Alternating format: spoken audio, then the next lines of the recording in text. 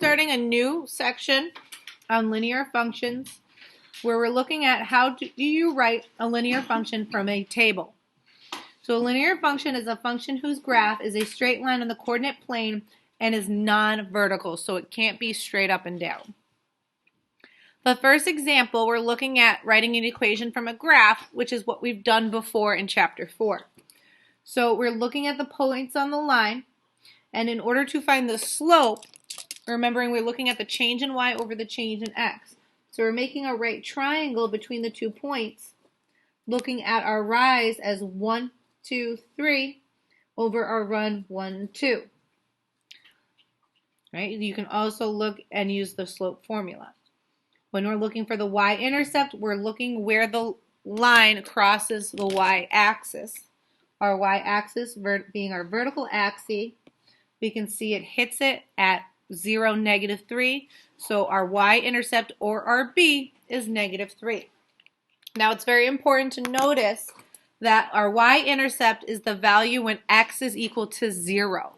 That's going to help us when we're looking at tables and save us a lot of work.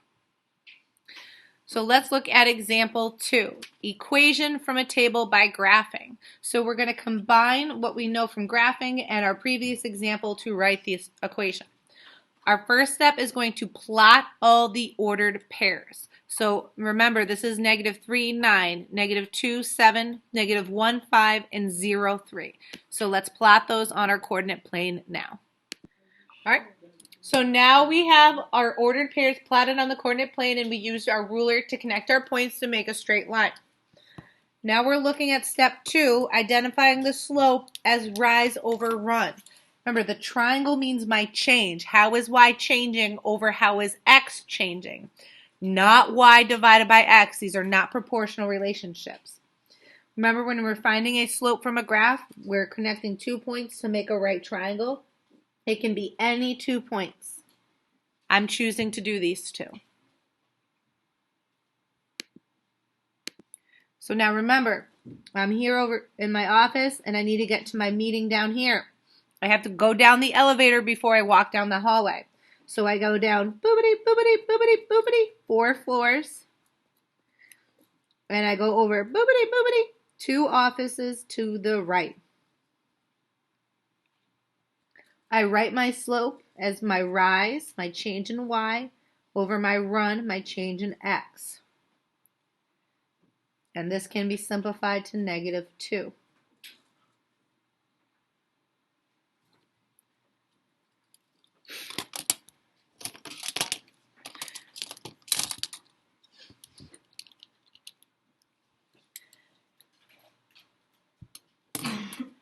Now I have to identify the y-intercept as the value where the line intersects the y-axis and when x is equal to 0. There are 2 ways I can find the y-intercept in this particular example.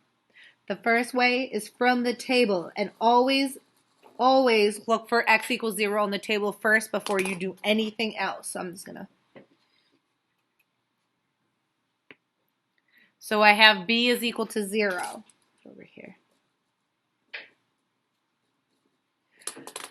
If the point is not in the table, I can also look at my graph. Remembering my y-axis is my axis that is vertical. I can see it hits, the line hits the y-axis at 0, 3. So again, my y-intercept is 3, and I just noticed I put 0 over here. This should actually say 3. Sorry.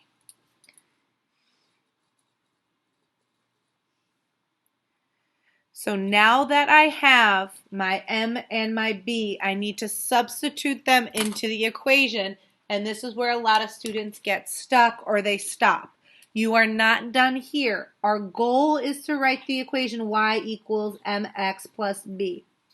All the work we just did was finding m and finding b. Now that I found those 2, I'm substituting them in. M we found out to be -2. The x stays there. B we found out to be 3, so I substitute 3 in.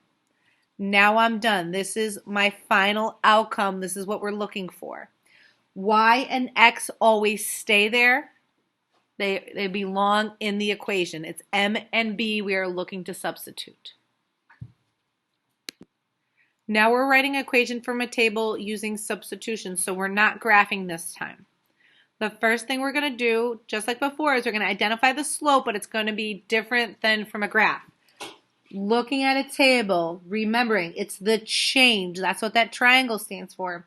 The change in y over the change in x. So the y is changing by 2 and my x is changing by 1. There. Right. So my slope from step 1 is 2 over 1.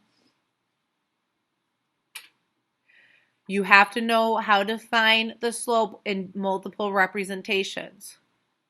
A graph, a table, an equation, and words and points.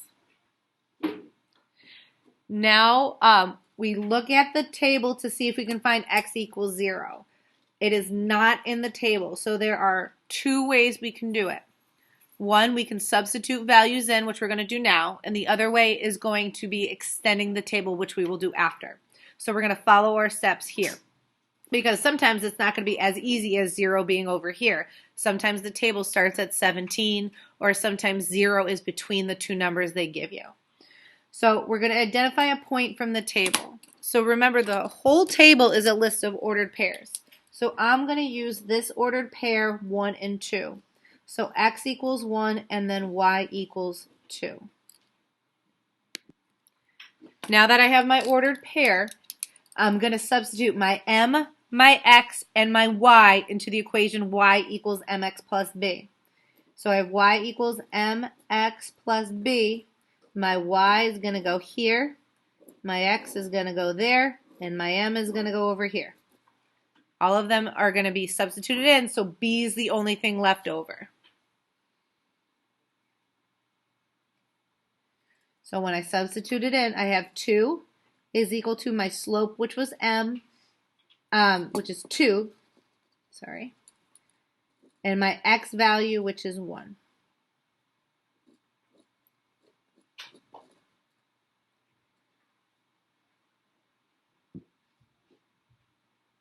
And now I isolate b by applying my inverse operations. So 2 equals 2 plus b, subtracting 2 from both sides, I have b is equal to 0. Okay. Remembering, and we can't emphasize this enough, our end game is to write the equation y equals mx plus b. All that work, again, we did was finding m and b. So we don't want to do all that work for nothing. So m we said was 2 and b was 0. You can write it this way or y equals 2x. Both of those are correct.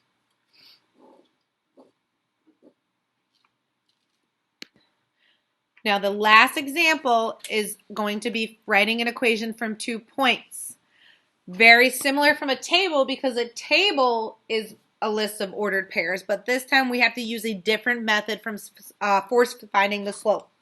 Remembering our slope formula is y2 subtract y1 over x2 subtract x1. It's our change in y over our change in x. Our subtext tells us where we got the value from. So if the subtext is 1, that means it's the value of y in the first ordered pair. So here's my x1, y1, x2, y2. Now I'm going to take these values and substitute it into the formula. My y2 is -1. Remember, subtraction is part of my formula. My y1 is 3. So I did the numerator, I did the change in y. I'm just going to make it so you can still see the ordered pairs. Bless you. Now my x2 is 8. Subtract, remembering it's part of our formula, our x1, which is -2.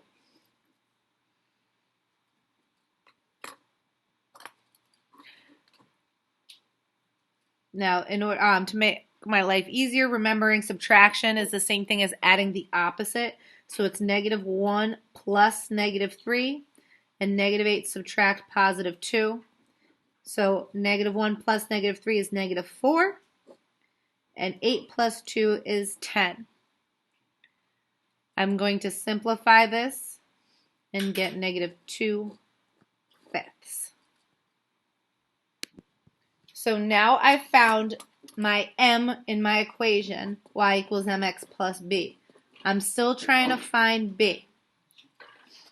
Now what I can do is I'm going to take my value of m and two values up here, an x and a y, to substitute it in, just like we did for the table. And just like the table, I can choose any 2 points I want to. I'm going to get the same value of b. So I'm going to pick just the first one. Again, it doesn't matter. X is negative 2 and y equals 3. And I'm going to substitute them over here.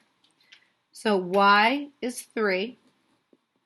My m is negative 2/5.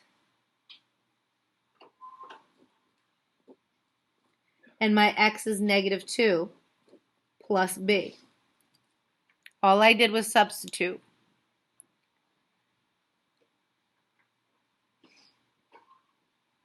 Now I'm going to use inverse operations to isolate b.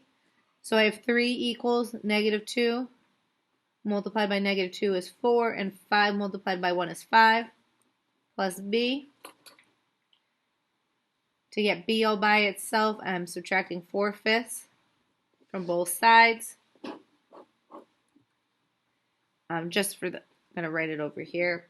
So I have 2 1/5 is equal to b.